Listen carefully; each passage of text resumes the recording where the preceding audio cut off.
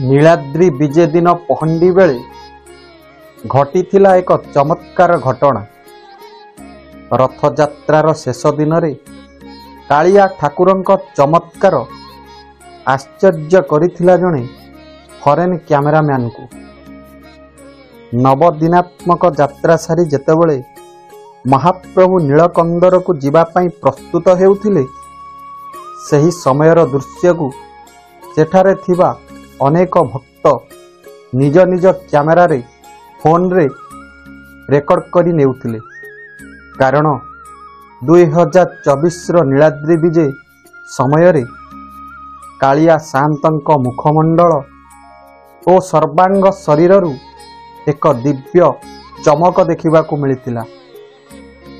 ଯେତେବେଳେ ବ୍ରହ୍ମାଣ୍ଡ ଗୋସାଇଁ ତାଙ୍କ ନିଜ ନନ୍ଦିଘୋଷ ରଥ ଉପରୁ ଓହ୍ଲାଇ ଚାରମାଳରେ ଧୀରେ ଧୀରେ ଆସୁଥିଲେ, ସେହି ସମୟରେ ଜଣେ ଫରେନ୍ ଭକ୍ତ ମହାପ୍ରଭୁଙ୍କର ଏହି ଦୃଶ୍ୟକୁ ନିଜ କ୍ୟାମେରାରେ ଉଠାଇ ରେକର୍ଡ କରିବା ପାଇଁ ଚାହିଁଥିଲେ। ସେଠାରେ ଉପସ୍ଥିତ ଥିବା ଅନ୍ୟ କ୍ୟାମେରାମ୍ୟାନ୍ ଭାଇମାନେ ଓ ଭକ୍ତମାନେ ଏହି ମନଲୋଭା ଚାଲିକୁ ନିଜ ନିଜ ଫୋନରେ ରେକର୍ଡ କରି ରଖିବା ପାଇଁ ଠେଲାପେଲା ହେଉଥିଲେ। ଫରେନ୍ ଭକ୍ତ ଜଣଙ୍କର କ୍ୟାମେରା ଆଗରେ କେହି ଜଣେ ଭକ୍ତ ଠିଆ ହୋଇଯିବାରୁ ସେହି ଫରେନ୍ ଭକ୍ତ ଯେତେବେଳେ ସେହି ଭକ୍ତଙ୍କୁ ନିଜ କ୍ୟାମେରା ଆଗରୁ ଉଠିଯିବା ପାଇଁ କହିଥିଲେ, ସେତେବେଳେ ତାଙ୍କର କ୍ୟାମେରାଟି ତଳେ ପଡ଼ିଯାଇଥିଲା। ଆଉ ଗହଳି ଭିତରେ କ୍ୟାମେରାଟିକୁ ତଳୁ ଉଠାଇ ଆଣି ପୁଣି ଭିଡ଼ିଓ ରେକର୍ଡ କରିବା ବେଳକୁ ମହାପ୍ରଭୁ କାଳିଆ ସାଆନ୍ତ ଚାରମାଳରୁ ଓହ୍ଲାଇ ଡଗଡଗ ହୋଇ ଶ୍ରୀମନ୍ଦିର ଅଭିମୁଖେ ଚାଲି ଯାଉଥିଲେ। ଅନେକ ଭକ୍ତ ଏହି ଦୃଶ୍ୟକୁ ନିଜ କ୍ୟାମେରାରେ ଓ ଫୋନରେ ରେକର୍ଡ ରଖିଥିଲେ। କାରଣ କ'ଣ ଜାଣିଛନ୍ତି ଭକ୍ତବନ୍ଧୁ? ପୁଣି ଗୋଟିଏ ବର୍ଷ ଅପେକ୍ଷା କରିବାକୁ ହେବ ଏହିଭଳି ଦୃଶ୍ୟକୁ ରେକର୍ଡ କରିବା ପାଇଁ ବା ଏହିଭଳି ଦୃଶ୍ୟକୁ ଦେଖିବା ପାଇଁ, ଏହିଭଳି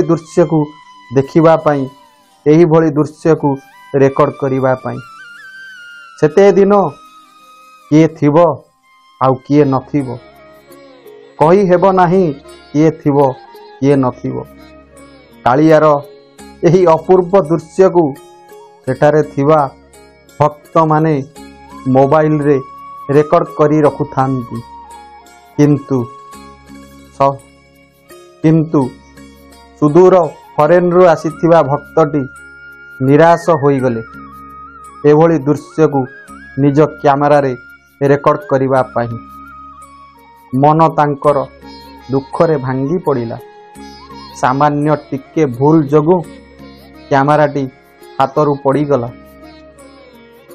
ଆଖିରୁ ତାଙ୍କର ଲୁହ ବୋହି ପାଟି ଭିତରେ ପଶିବାକୁ ଲାଗିଲା। ଜଗନ୍ନାଥ ମହାପ୍ରଭୁ ସେତେବେଳକୁ ଅରୁଣ ସ୍ତମ୍ଭ ପାଖରେ ପହଞ୍ଚି ଯାଇ ସାରିଥିଲେ।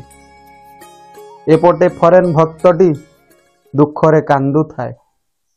ମନେ ମନେ ଭାବୁଥାଏ, ହେ ଜଗନ୍ନାଥ, ହେ ମୋତେ କ'ଣ ଆସନ୍ତା ବର୍ଷ ପର୍ଯ୍ୟନ୍ତ ଅପେକ୍ଷା କରିବାକୁ ହେବ ଏହି ଦୃଶ୍ୟକୁ ରେକର୍ଡ କରିବାକୁ?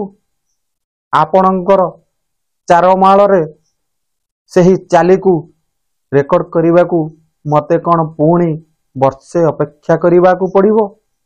ଆଉ ସେତେବେଳକୁ ମୁଁ ବଞ୍ଚିଥିବି ତ? ଦର୍ଶକ ବନ୍ଧୁ, ଏହାପରେ ଯାହା ହୋଇଥିଲା ଆପଣମାନେ ଜାଣିଲେ ବିଶ୍ୱାସ କରିପାରିବେ ନାହିଁ। ମହାପ୍ରଭୁ ଚାଲିଗଲେ ବଡ଼ ଦେଉଳ ଭିତରକୁ। ସିଂହଦ୍ୱାର ତାଙ୍କର ବନ୍ଦ ହୋଇଗଲା। ଭକ୍ତମାନେ ମହାପ୍ରଭୁଙ୍କୁ ମୁଣ୍ଡିଆ ମାରି ଚାଲିଗଲେ ନିଜ ନିଜ ବାଟରେ। କିନ୍ତୁ ଫରେନ୍ ଭକ୍ତଟି ସେମିତି ବସି ରହିଥିଲା ସିଂହଦ୍ୱାର ଆଗରେ। ମନ ଭିତରେ ଅବଶୋଷର ଛବି। ମୁଖମଣ୍ଡଳ କାନ୍ଦ କାନ୍ଦ ଅବସ୍ଥା। ଦୋଳମଣ୍ଡପ ସାହିର ଜଣେ ଦଇତା ସେବକ ହରେନ ଭକ୍ତଙ୍କ ପାଖକୁ ଯାଇ ତାଙ୍କର କାନ୍ଦ କାନ୍ଦ ମୁଖମଣ୍ଡଳକୁ ଦେଖି ପଚାରିଲେ, କ'ଣ ହୋଇଛି? ହରେନ ଭକ୍ତଟି ନିଜ ଦୁଃଖ କଥାଟି କହିଲେ ଦଇତାପତିଙ୍କୁ। ଦଇତା ସେବକ କହିଲେ, ସବୁ ତାଙ୍କରି ଇଚ୍ଛାରେ ହୁଏ। ଏଠି ସବୁ ତାଙ୍କରି ଇଚ୍ଛାରେ ହୁଏ। ସିଏ ନ ଚାହିଁଲେ କିଛି ବି ହୋଇପାରିବ ନାହିଁ। ତେଣୁ ମନ ଦୁଃଖ କରନି, ଯାଅ ଆସନ୍ତା ବର୍ଷକୁ ଅପେକ୍ଷା କର। ଆଉ ଏହି ସବୁ ଦୃଶ୍ୟକୁ ରେକର୍ଡ କରିବାକୁ ହେଲେ ତୁମକୁ ଆସନ୍ତା ବର୍ଷ ପର୍ଯ୍ୟନ୍ତ ଅପେକ୍ଷା କରିବାକୁ ପଡ଼ିବ। ଆଉ ଏହା ହିଁ କାଳିଆ ସାଆନ୍ତଙ୍କର ଇଚ୍ଛା।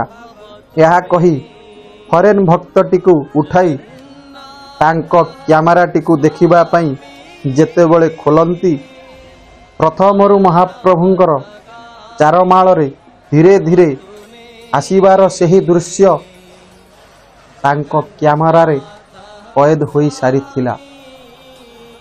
ଦଇତା ସେବକ କହିଲେ, ତୁମ କ୍ୟାମେରାରେ ତ ରେକର୍ଡ ହୋଇଛି, ଆଉ ତୁମେ ମନ ଦୁଃଖରେ କାନ୍ଦୁଛ? ହରେନ ଭକ୍ତ ଅବାକ୍ ହୋଇଗଲେ। ଆଶ୍ଚର୍ଯ୍ୟ ହୋଇ ନିଜେ ଭଲ ଭାବରେ ଦେଖିଲେ, ସତରେ ଯାହାକୁ ମୁଁ ରେକର୍ଡ କରିନଥିଲି ତାହା କେମିତି ରେକର୍ଡ ହୋଇଗଲା। କ୍ୟାମେରା ମୋର ତଳେ ପଡ଼ିଯାଇଥିଲା। ମୋ କ୍ୟାମେରାରେ କୌଣସି ରେକର୍ଡ ନଥିଲା, କିନ୍ତୁ ସେହି ଦୃଶ୍ୟ ମୋ କ୍ୟାମେରା ଭିତରକୁ କେମିତି ଆସିଲା? ଆଶ୍ଚର୍ଯ୍ୟ ଚକିତ ଅବାକ୍ ହୋଇଗଲେ ହରେନ ଭକ୍ତ ଜଣଙ୍କ। ସବୁ ସେହି ଜଗନ୍ନାଥଙ୍କ ଲୀଳା। ଚମତ୍କାର କରି ମହାପ୍ରଭୁ ଜଗନ୍ନାଥ ଦେଖାଇଦେଲେ। ଦଇତାପତି କହିଲେ, ସବୁ ତାଙ୍କରି ଲୀଳା। ଏବେ ବୁଝିଲ ସେ କାହିଁକି ଭକ୍ତର ଭଗବାନ? ତୁମ ଆଖିର ଅଶ୍ରୁକୁ ସେ ଦେଖିପାରିଲେ ନାହିଁ, ତେଣୁ ଏଭଳି ଚମତ୍କାର କରି ଦେଖାଇଛନ୍ତି। ହରେନ ଭକ୍ତଟି ଜୟ ଜଗନ୍ନାଥ କହି ନାଚିବାକୁ ଲାଗିଲା ସେହି ସିଂହଦ୍ୱାର ସାମ୍ନାରେ। ଦର୍ଶକ ବନ୍ଧୁ, ନୀଳାଦ୍ରି ବିଜେ ଦିନ ଏଭଳି ଚମତ୍କାର ଘଟି ଯାଇଥିଲା ମହାପ୍ରଭୁଙ୍କ ଦ୍ୱାରା। ଆପଣ କ'ଣ କହିବେ କମେଣ୍ଟ ମାଧ୍ୟମରେ ନିଶ୍ଚିନ୍ତ ଲେଖନ୍ତୁ। ଆପଣଙ୍କ ଦିନଟି ମଙ୍ଗଳମୟ ହେଉ। ଜୟ ଜଗନ୍ନାଥ, ଜୟ ଗୋପୀନାଥ। ନୀଳଚକ୍ରରେ ବାନା ଉଡ଼ୁଥାଉ। ଜୟ ଜଗନ୍ନାଥ, ଜୟ ଜଗନ୍ନାଥ।